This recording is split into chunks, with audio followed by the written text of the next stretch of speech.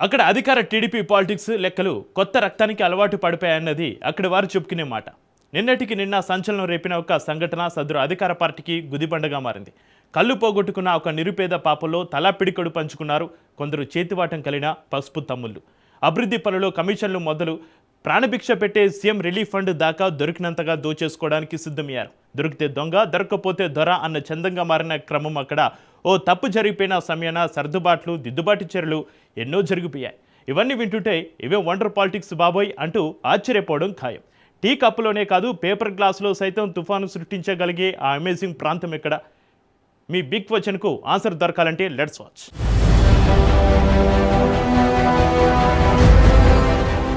రెడ్లు బరిజలు తప్పితే మరో కుల ప్రస్తావన లేని రాజంపేటను ఇప్పుడు కూటమిలో ఆ రెండు కులాలు కాకుండా మరో ముఖ్యమైన కుల ప్రస్తావన చర్చనీయాంశంగా మారింది. అధికార టీడీపీకి అదే అధికారంలో భాగస్వామ్యమైన జనసేనకు ఇద్దరు క్షత్రియ రాజులు ఇన్ఛార్జీలుగా కొనసాగుతూ ఉండడం ప్రస్తావించుకోదగ్గ అంశం. ఇక్కడ ఎమ్మెల్యేగా వైసీపీకి చెందిన ఆకేపాటి అమర్నాథ్ రెడ్డి ఉంటోన్న అధికారం లేదు గనక అది ఇప్పుడు అప్రస్తుతం. పోటీ క్షత్రియ రాజులిద్దరి మధ్య మారిందనే స్థానికుల విశ్లేషణ. పైకి కూటమిలో రెండు పార్టీలు ఒకటైనప్పటికీ రాజంపేటలో మాత్రం వేరేలా వ్యవహారం సాగుతోందట.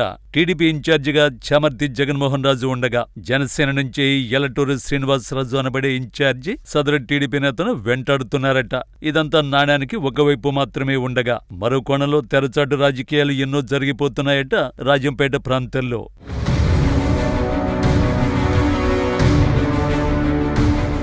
ఒకే కూటమిలో పొరపంచాలు తారాస్థాయికి చేరిన నేపథ్యంలో ఎంతో జాగ్రత్తగా రాజకీయం చేయాల్సిన టీడీపీ వర్గం ప్రస్తుతానికి ఓ చిక్కు సమస్యలు చిక్కుకుని కుడితుల పడ్డ ఎలుకల గిలగిల్లాడుతోందట. ఈ వ్యవహారం వెనుక ఎవరెవరున్నారనే అంశాన్ని పక్కన పెడితే టీడీపీ పరువును కాస్త వీధిని పడేసి ప్రతిపక్ష వైసీపీ చేతికి బలమైన అస్త్రాన్ని అందించారు అక్కడి పసుపు తమ్ముళ్లు. నందలూరు మండలం కుందానెల్లూరు గ్రామానికి చెందిన తుంటి ఎల్లయ్య ఓ రోడ్డు ప్రమాదంలో తీవ్రంగా గాయపడ్డారు. కోలుకోవడానికి దాదాపు 30 లక్షల దాకా ఖర్చయిందని వాళ్ల సమాచారం. అయినప్పటికీ పాక్షికంగా కంటి చూపును కోల్పోయాడు ఎల్లయ్య. ఈ పరిస్థితుల్లో సీఎం రిలీఫ్ ఫండ్ కోసం దరఖాస్తు చేసుకున్నారు ఆయన.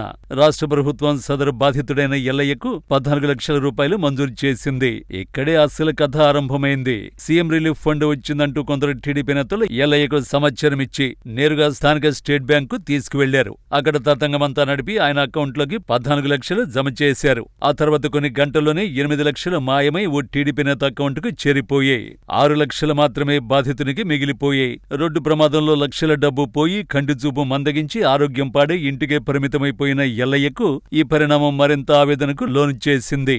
తనతో ఏవేవో సంతకాలు చేయించుకుని 8 లక్షలు ట్రాన్స్ఫర్ చేసుకున్నారని తీవ్రంగా ఆవేదనకు లోనయ్యారు. న్యాయం జరగాలంటూ కనిపించిన వాళ్లనంతా కాళ్ల వేళ్ల పడ్డాడు.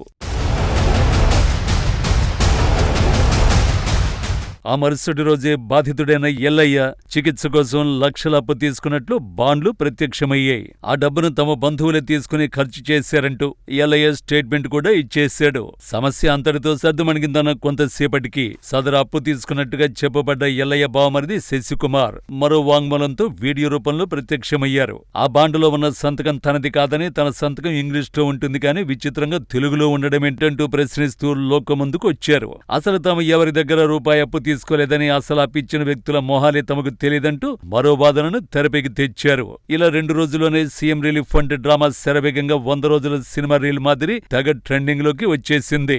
దీంతో నిజమేదో అబద్ధమేదో తెలియనంత మూర్ఖులైతే జనం కాదని ఎవరికి వారు మనసుకు వాస్తవాన్ని చెప్పేసుకున్నారు. జరిగిన రిలీఫ్ ఫండ్ హై డ్రామాలో నట శిఖమణులెవరో రాజంపేట జనం ఇట్టే పసిగట్టేశారు.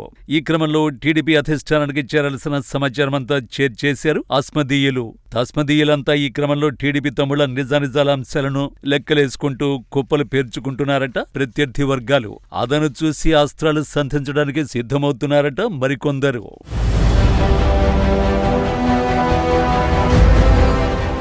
ఇదిలా ఉండగా రాజంపేటలో జరిగిన సీఎం రిలీఫ్ ఫండ్ వ్యవహారం పార్టీకి నష్టం చేకూర్చిందన్నది లోకల్ టాక్. అయితే ఇలాంటి కార్యక్రమాలు నిర్వహించేందుకు మండలానికి ఒక బ్యాచ్ తయారైందని పోసగని ఆ పార్టీ నేతలే చెప్పుకుంటున్న మాట. అంతేకాదు జిల్లా వ్యాప్తంగా ఇలాంటి బేరసారాల వ్యాపారం జరుగుతున్నట్టు తెలుస్తోంది. చెప్పుకుంటూ పోతే ఇదే మాదిరి లెక్కలు బయటపడే అవకాశాలు లేకపోలేదు. అధికారంలో ఉండగానే ఆ పార్టీ నేతలు ముఖ్య అనుచరులైన కొందరితో సీఎం రిలీఫ్ ఫండ్ వ్యాపారానికి దిగినట్లుగా తెలుస్తోంది. రోగులను మరీ వెతికి పట్టుకుని మీకింత మాకింత అనే ధోరణితో ప్రభుత్వాన్ని నిలువున ముంచేస్తున్నారు. అధికారంలో ఉన్న పార్టీలో ఆ పార్టీ ముఖ్య నేతలకు చెడ్డ పేరును ఆపాదించి పెడుతున్నారు. మరి ముఖ్యంగా రాజంపేట వంటి ఓటమి ప్రాంతాన చాలా జాగ్రత్తగా ఉండాల్సిన పార్టీ నేతలు లేనిపోని విమర్శలకు తావిస్తున్నారు. బలిజ, కమ్మ, క్షత్రియ వంటి సామాజిక వర్గాల బలగం కలిగిన ఈ ప్రాంతంలో టీడీపీ గెలుపు ఎప్పటికీ నల్లేరు మీద నడకే. కానీ ఇక్కడ సాగుతున్న రాజకీయ వ్యవహారాలతో పార్టీ ప్రతిసారి నష్టపోతూనే ఉంది. ఇక్కడ నష్ట నివారణ చర్యలు చేపట్టేందుకు ఆస్కారం ఉన్నా టీడీపీ ఆ దిశగా అడుగులు వేసే పరిస్థితులు కనిపించకుండా ఉన్నాయని పరిశీలకుల విశ్లేషణ.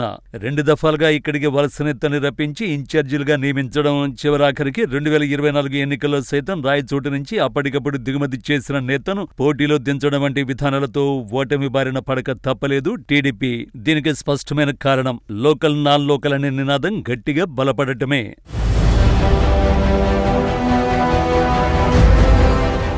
అయితే ప్రస్తుతం అదే విధానం కొనసాగుతోంది. దాన్ని క్యాష్ చేసుకునేందుకు టీ గ్లాస్ పవర్ఫుల్ రాజకీయానికి శ్రీకారం చుట్టిందనిపిస్తోంది. జనసేనాని మార్కు రాజకీయాలు ఇక్కడ బలపడడానికి అనేక కారణాలు కళ్ల ముందే సాక్షాత్కరిస్తున్నాయి. డిప్యూటీ సీఎం సామాజిక వర్గం కీలకమైన ఓటర్లే ఇందుకు కారణం.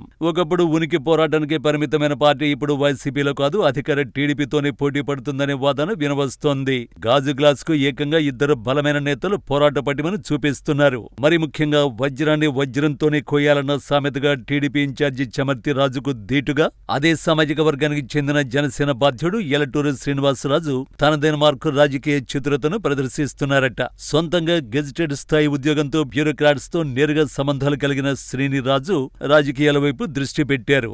అభివృద్ధి పనులతో తనదైన ముద్రను సాధించగలుగుతున్నారు. అంతేకాదు నేరుగా పవన్ కళ్యాణ్ తో సంబంధాలుండడం, ఆయన శాఖ పంచాయతీరాజు నుంచి నిధులు తెప్పించి పలు డెవలప్మెంట్ కార్యక్రమాలు చేయడం వంటివి ముమ్మరం చేశారట శ్రీనివాసరాజు. దీంతో రాజంపేట సిమిలి పరిధిలోని పలువురు టీడీపీ ప్రముఖులు నేరుగా ఆయనకే మద్దతు పలుకుతున్నారట. ఈ క్రమంలో లోకల్కు జై కొట్టించుకునే వ్యవహారంలో సదరి జనసేన రాజు సక్సెస్ అవుతున్నారట.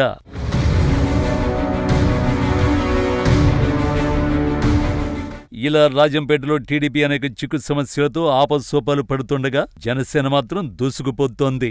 ఇక ప్రతిపక్ష వైసీపీ పరిస్థితి సరే కాగల కార్యం గంధర్వులు తీరుస్తారన్న చందంగా ప్రశాంతంగా ఉంటోంది. వారి గొడవలు, కొట్లాటలు, విమర్శలు, చేతివాటాలు తమకు కలిసొచ్చే అంశాలే అన్నట్టుగా వ్యవహరిస్తోందట. అయితే జనసేన రాజు మాత్రం 2029 ఎన్నికల నాటికి రాజంపేటలో బలపడటమే కాకుండా దేనికైనా సిద్ధమైన గట్టి ధైర్యంతో ముందుకు సాగిపోతున్నారట. చావో రేవో అన్న చందంగా పోరాటానికి సిద్ధమవుతున్నారట. ఇక్కడున్న బలమైన బలిజ సామాజిక వర్గంతో జతకట్టి టికెట్ సాధించే ప్రయత్నమే కాదు, విజయాన్ని పవన్ కళ్యాణ్ వారికి అంకితం చేయాలనే ధీమాతో ఉంటున్నారట. అధికార వైనంతో అనేక విమర్శలు మూటగట్టుకుంటున్న టీడీపీకి ప్రత్యామ్నాయంగా జనసేన పార్టీ క్రమంగా పట్టు బిగిస్తోంది. రానున్న ఎన్నికల దాకా ఎందుకు స్థానిక ఎన్నికల్లోనే బలాబలాలు తేల్చుకునేందుకు జనసైనికులు సిద్ధమవుతున్నారట. కానీ ఎవరిని చెప్పినా ఏం చేసినా తీర్పు మాత్రం ఇవ్వగలిగేది ఓటర్లు మాత్రమే. ఈసారి ఎన్నికల నాటికైనా కూటమిలో ఎవరైనా సరే గెలుపును సాధిస్తారా, లేకపోతే వైసీపీకే బంగారు పళ్లెంలో పెట్టి మరోసారి అప్పగిస్తారా అన్నది మాత్రం వేచి చూడక తప్పదు.